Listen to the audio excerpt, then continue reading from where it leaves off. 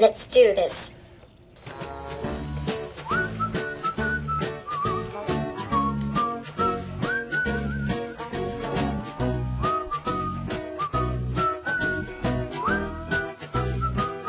This here is my programmer, Heather Knight. Heather designs my presentations with the goal of driving innovation in social robotics, which is the integration of robot helpers into everyday life.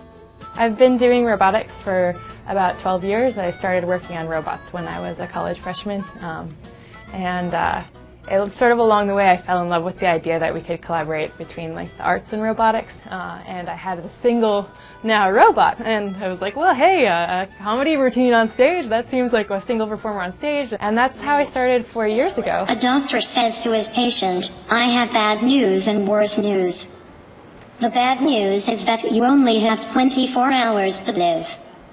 That's terrible, said the patient. How can the news possibly be worse? I've been trying to contact you since yesterday.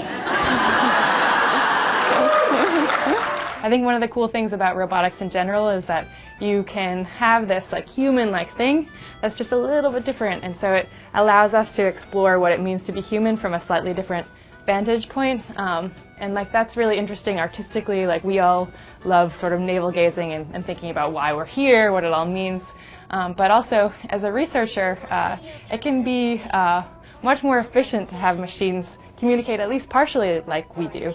Like, so we don't have to all learn how to be programmers, they can kind of meet us in the middle. Social intelligence is so complex that many humans are not good at it. Any programmers or engineers in the house? Totally. Me. I rest my case. Do not feel bad. My interaction capabilities are worse than yours. It's been really funny to me, the jokes that have like gone over really well. Like when it talks about its like perception capabilities still being developed, like that gets a laugh almost every single time. Take a good look. They call me Ginger the Robot. Gosh, I love saying that. It makes me feel like some kind of superhero. But actually, I am just a mediocre robotic comedian.